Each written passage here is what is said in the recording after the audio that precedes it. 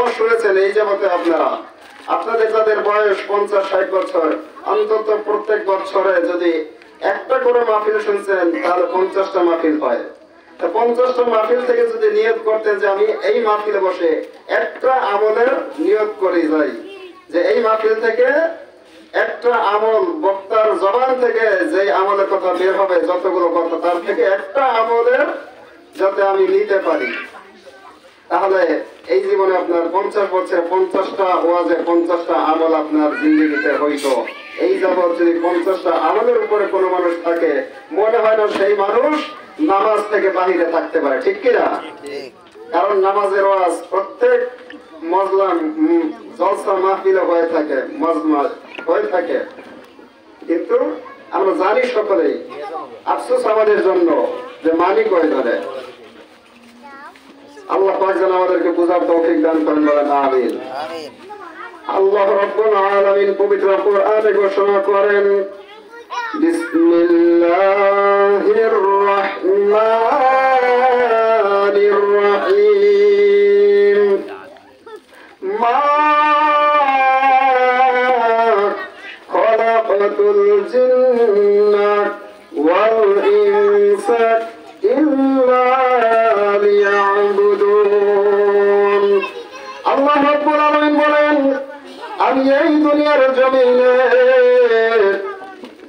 আমি জিন জাতিদেরকে সৃষ্টি করেছিলাম আমার ইবাদত বন্দেগী করার জন্য, কিন্তু জিন জাতি তারা এই ধরার বুকে আগমন করে, এই ধরার বুকে আসার পরে তারা এত পরিমাণ আল্লাহ তাআলার অবাধ্যতা করলো, এত পরিমাণ নাফরমানি করলো, আল্লাহ রাব্বুল আলামিন তাদেরকে ধ্বংস করে পরবর্তীতে যখন তিনি এই দুনিয়ার জমিনে মানব জাতিকে প্রেরণ করবেন, আল্লাহ পাক ফেরেশতাদেরকে নিয়ে একটি মজলিস ডাকলেন। আল্লাহ পাক ফেরেশতাদেরকে বললেন, ফেরেশতারা, ইন্নী জাইলুন ফিল আরদি খলিফা। আল্লাহ পাক ফেরেশতাদেরকে বললেন, ফেরেশতারা রে, আমি দুনিয়ার জমিনে আমার প্রতিনিধি প্রেরণ করতে চাই। আল্লাহ পাকের এইটাকে সারা দিয়ে ফেরেশতারা বলল, আল্লাহ আপনি ইতিপূর্বে জমিনে একদম জিন জাতি সৃষ্টি করেছিলেন, তারা যেই পরিমাণ নাফরমানি করেছিল, যেই পরিমাণ অবাধ্যতা হয়েছিল, আল্লাহ আপনি আবার জমিনে একদল জাতি প্রেরণ করবেন, তারাও তো দুনিয়ায় বিশৃঙ্খলা সৃষ্টি করবে। আল্লাহ আপনি কেন আবার দুনিয়াতে মানুষ জাতি সৃষ্টি করবেন?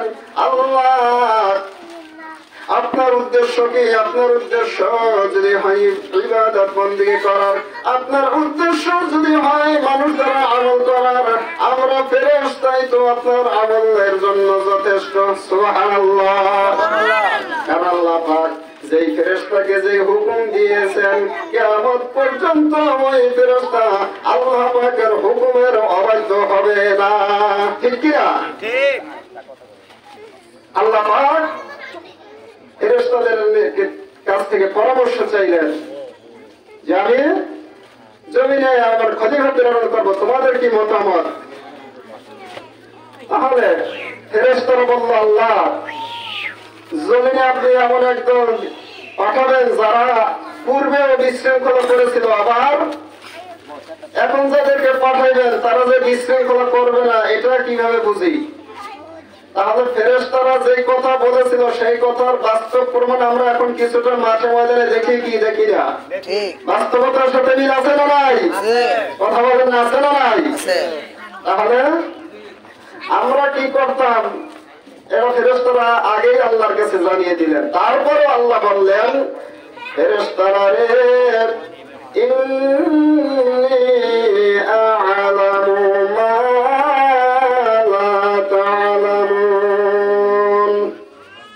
এ ফেরেশতারা রে, নিশ্চয়ই আমি যাহা জানি তোমরা তাহা জানো না। সুবহানাল্লাহ। শেখ জাকিরান ভাইরা, মুমিন মুসলমান ভাইরা, গভীর মনোযোগ। আল্লাহ তাআলার এই দুনিয়ার জমিনে এমন কিছু ফেরেশতা রয়েছে যারা ইবাদত বন্দেগী করতে করতে তারা আল্লাহ পাকের দায়িত্ব পালন করতে করতে তাদের মর্যাদা অনেক ঊর্ধ্বে। ফেরেশতাদের ক্যাটাগরি তিন শ্রেণীর ফেরেশতা রয়েছে। এক শ্রেণী হলো উত্তম শ্রেণীর, আরেক শ্রেণী হলো মধ্যম পন্থার, আরেক শ্রেণী হলো তাদের থেকে নিম্ন স্তরের। মানুষের মধ্যে থেকে যারা আল্লাহ পাকের হুকুম আহকাম গুলো যথাযথভাবে পালন করে, আল্লাহ পাক যাদেরকে নবুয়তের দায়িত্ব, রিসালাতের দায়িত্ব দিয়ে প্রেরণ করেছিলেন, তাদের মর্যাদা হবে ফেরেশতাদের সর্বশ্রেষ্ঠ, ফেরেশতাদের চাইতে অনেক উপরে। সুবহানাল্লাহ। এর থেকে যারা নিম্ন স্তরের, তাদের মর্যাদা হবে দ্বিতীয় শ্রেণীর ফেরেশতাদের চেয়ে উপরে। এরপরে যারা মানুষের মধ্য থেকে আল্লাহ পাকের হুকুম আহকাম, আল্লাহ পাকের বিধিবিধান, আল্লাহ পাকের নিয়ম নীতি জমিনে সুন্দরভাবে দায়িত্ব পালন করবে, তাদের মর্যাদা হবে ওই তৃতীয় শ্রেণীর ফেরেশতাদের চাইতে উপরে। সুবহানাল্লাহ। আল্লাহ পাক এই দুনিয়ার জমিনে মানুষ সৃষ্টি করলেন। মানুষের মধ্যে কিছু মানুষ হবে তারা সূরতে মানুষ, সিরাতে অমানুষ। সূরতে মানুষ, সূরত মানে মানুষের একটা বাহ্যিক অবয়ব, বাহ্যিক কাঠামো। আর সিরাত হলো তাদের চরিত্র, আমল, আখলাক। মানুষের মধ্যে থেকে কিছু মানুষ এমন পর্যায়ে হয়, আল্লাহ পাক বলেন যে তোমরা যদি মানুষ সূরতে মানুষ হয়ে সিরাতে অমানুষ হও, এই কিছু মানুষ জমিনে থাকবে তারা সূরতান মানুষ, সিরাতে অমানুষ। আল্লাহ পাক বলেন তাদের স্তর কোথায়? উলাইকা কাল আনআম বাল হুম আদল। আল্লাহ পাক বলেন তারা যদিও সূরতান মানুষ, কিন্তু তারা হলো কাল আনআম, চতুষ্পদ জন্তুর ন্যায়, বাল হুম আদল, বরং তার চেয়ে আরো নিকৃষ্ট। নাউজুবিল্লাহ বলেন। তাহলে মানুষের মধ্যে থেকে হলো মানুষ তারা যারা সূরতান ভাবে মানুষ, সিরতগত ভাবে মানুষ। যারা সূরতগত ভাবে মানুষ, যাদের আমল আখলাকেও তারা তাদেরকে দেখতে মনে হয় লোকটা ভালো, ঠিক কিনা? কিছু মানুষ রাস্তা দিয়ে হেঁটে গেলে মানুষ আফসোস করে, লোকটা হেঁটে গেল। কিছু মানুষ মারা গেলে মানুষ আফসোস করে, ভালো লোকটা মারা গেল, ঠিক কিনা? আর কিছু মানুষ যদি মারা যায় সমাজ থেকে, মানুষ বলে যে আল্লাহ বাঁচাইছে, ঠিক কিনা? তাহলে উভয়ই তো সূরতগত মানুষ, কিন্তু সিরাতের মধ্যে পার্থক্য আছে না নাই? এখন আমরা কোন সূরত কোন সিরাত গ্রহণ করব? আল্লাহ রাব্বুল আলামিনকে জিজ্ঞাসা যদি করেন, আল্লাহ এই দুনিয়ার মধ্যে মানুষের মধ্যে কিছু আছে সূরতান মানুষ, কিছু আছে সিরাতান মানুষ, আল্লাহ আমরা এখন কাদের থেকে আদর্শ গ্রহণ করব? আল্লাহ পাক ডাক দিয়ে বলেন বিসমিল্লাহির রাহমানির রহিম। লাকাদ কানা লাকুম ফি রাসূলিল্লাহি উসওয়াতুন হাসানাহ। আল্লাহু আকবার। আল্লাহ পাক ডাক দিয়ে বলেন দুনিয়ার মানুষ, তোমরা কাদের থেকে আদর্শ গ্রহণ করবে, কাকে তোমরা অনুসরণ করবে? আল্লাহ পাক অপর আয়াতে বলেন মাইয়ুতিল্লাহ ফাকাদ আতাআর রাসূল। যে ব্যক্তি আমি আল্লাহর ইতাআত করতে চায়, আল্লাহর অনুসরণ করতে চায়, ওই ব্যক্তি যেন ইতাআর রাসূল, রাসূলের ইতাআত করে, রাসূলের অনুসরণ করে। রাসূলের কেন অনুসরণ করবে? আল্লাহ পাক জানিয়ে দেয় মানুষেরা রে, রাসূলের মধ্যে রয়েছে তোমাদের জন্য সর্বশ্রেষ্ঠ আদর্শ। সুবহানাল্লাহ। রাসূলের মধ্যে রয়েছে উত্তম আদর্শ, উত্তম চরিত্র। তাহলে আপনি আদর্শ গ্রহণ করতে এখন কি আবু জেহেলের কাছে যাবেন না আল্লাহর রাসূলের কাছে যাবেন? আল্লাহ পাক জানিয়ে দিলেন। কারণ আবু জেহেল, আবু লাহাব, উতবা, সাইবা তারাও কিন্তু সেই জামানায় বড় পাগড়িওয়ালা, বড় দাড়িওয়ালা, বড় জুব্বাওয়ালা ছিল, ঠিক কিনা?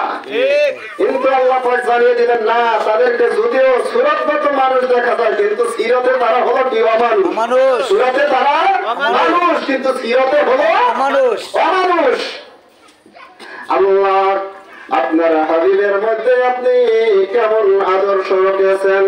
আল্লাহ পাক বলে দুনিয়ার মানুষ আমার রাসূলের জীবনে তোমরা অনুসরণ করো। আল্লাহর নবী রহমত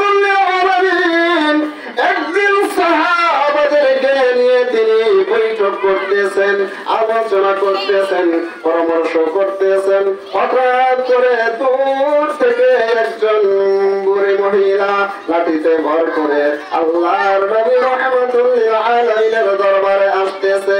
আল্লাহর নবীর যখন দৃষ্টি মুবারক তার দিকে পড়ল, আল্লাহর হাবিব যখন দেখলেন যে আস্তে আস্তে করে ওই বৃদ্ধা মহিলা নবীজির দরবারে আসতেছে, আল্লাহর নবী রাহমাতুল্লিল আলামিন যখন ওই মহিলা আরো কাছে আসলো, আল্লাহর নবী যখন তাকে চিনতে পারলেন, এবার তিনি বসা থেকে দাঁড়িয়ে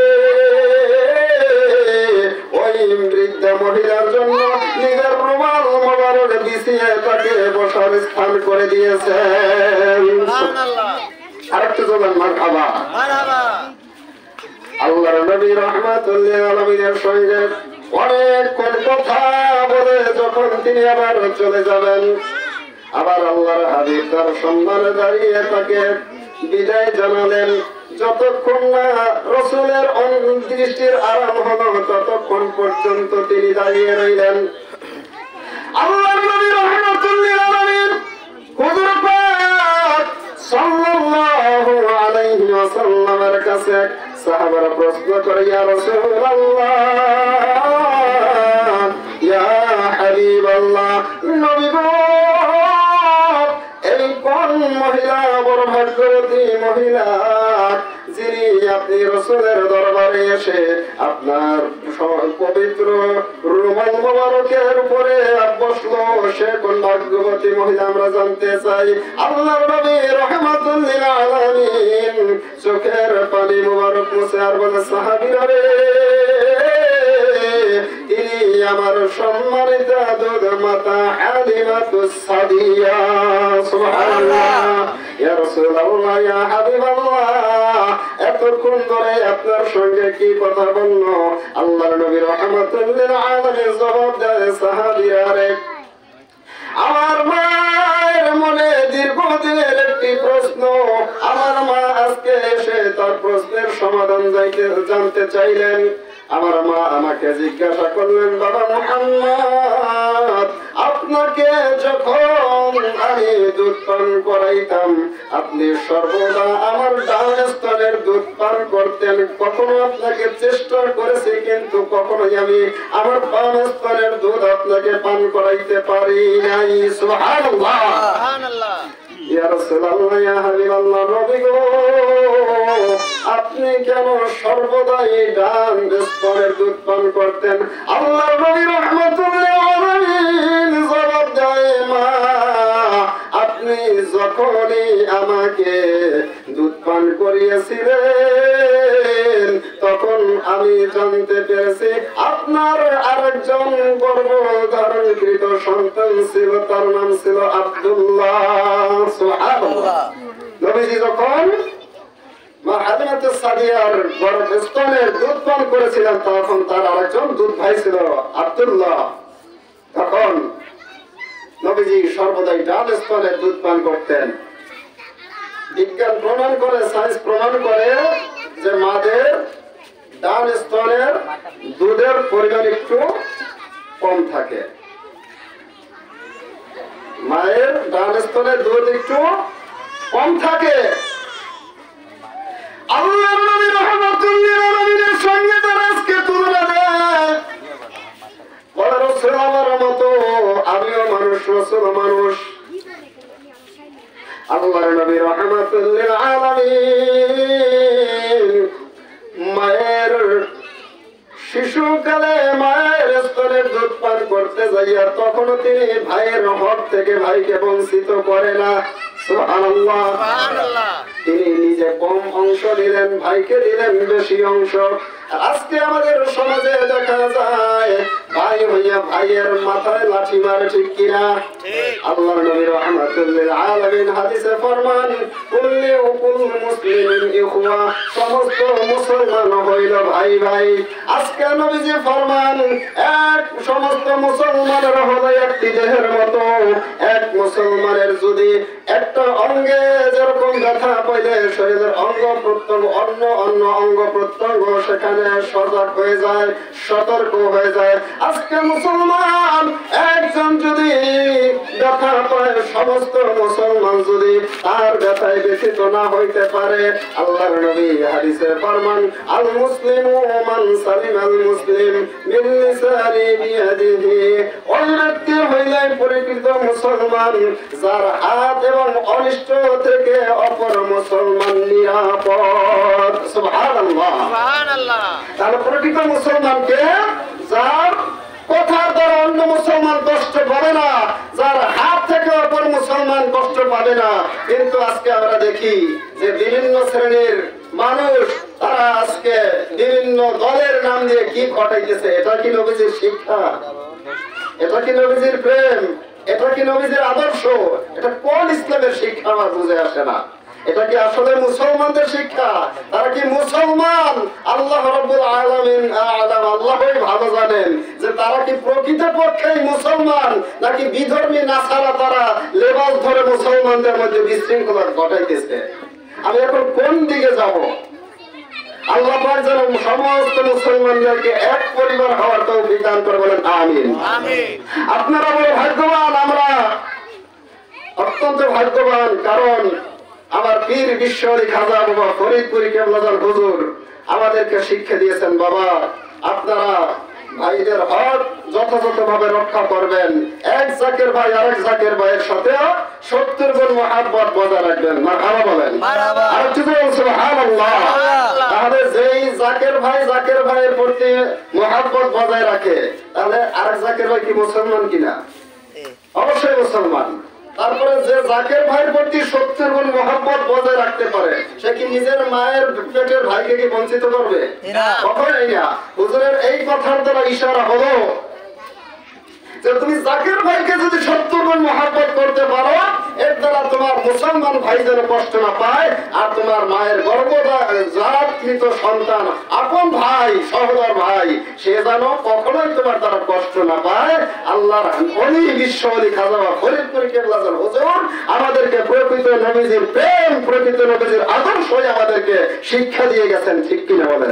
এখন আমরা বুঝি না তাই বিভিন্ন রকমের মন্তব্য করি। আল্লাহ পাক আমাদেরকে বুঝার তৌফিক দান করেন, বলেন আমিন। আমাদের জাকের পার্টির মহামান্য চেয়ারম্যান আলহাজ খাজা মেজবাইজান মুজাদ্দিদি সাহেব গত 18 ডিসেম্বর আপনারা সোশ্যাল মিডিয়ায় দেখেছেন যে ঢাকা মহানগর দক্ষিণ কর্তৃক আয়োজিত আজিমুল শান ইসলামী জলসা হয়েছে। সেখানে জাকের পার্টির মহামান্য চেয়ারম্যান মহোদয় তাম দুনিয়ার মুসলিমদের ঐক্যের ডাক দিয়েছেন। মারহাবা বলেন। আজকে মুসলমান বিভিন্ন দলে বিভক্ত, এক মুসলমান আরেক মুসলমানকে বিভিন্ন রকমের নিয়ে মন্তব্য করে।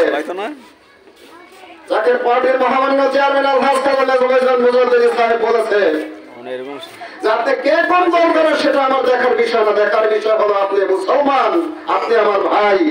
আসেন আমরা সমস্ত মুসলমান এক হই, কারণ তাম বিশ্বের মুসলমান যদি এক হয় তাহলে বিধর্মী নাসারা তারা মুসলমানদের উপরে আঙ্গুল তোলার সাহস পাবে না, ঠিক কিনা? মুসলমান হল বাদশার জাতি। মুসলমান কিসের জাতি? বাদশার জাতি। আজকে দেখা যায় যে মুসলমান বিভিন্ন জায়গায় ইহুদি নাসারাদের হাতে মার খেতেছে, কারণ মুসলমানদের মধ্যে আজকে বিভিন্ন দলাদল। আজকে আপনি মনে করেন যে আপনি আক্রোশী, যারা চরমনায় যায় হারা মনে করে যে হাগল লাগে আমরা নাই, যারা ভান্ডার শরীফ যায় হারা মনে করে যে আমরা অমুকের, যারা তাবলীগ জামাত করে তারা মনে করে আমরা ওই দলের সাথে নাই। আজকে মুসলমান এইরকম খন্ড খন্ড করলো, তাহলে তো মুসলমান নাই খাওয়া ছাড়া আর কোনো গতি নাই। যে বাবা এই দেশের অসুরে অসুর খাবে, মুমিনের পথ পরিষ্কার হবে। আজকে বাস্তব চিত্র তাই দেখা যাইতেছে। আল্লাহর ওলিরা কথা বলে ইশারায়, আল্লাহর ওলিদের কথা বলে ইশারাপূর্ণ, বুঝলে ভালো, না বুঝলে আরো ভালো। এই দেশে যাহারা যে যেই দল করেন, যদি আপনি মনে প্রাণে আল্লাহ তাআলার অনুসরণকারী হন, কেনা হলো জাকের পার্টি। সুবহানাল্লাহ। আর কি করেন মারহাবা। কারণ অনেকেই মনে করে জাকের পার্টি শুধু আক্রোশীওয়ালাদের জন্য, না। জাকের শব্দটা আপনাকে বুঝতে হবে। জাকের শব্দের অর্থ হলো স্মরণকারী। আক্রোশীতে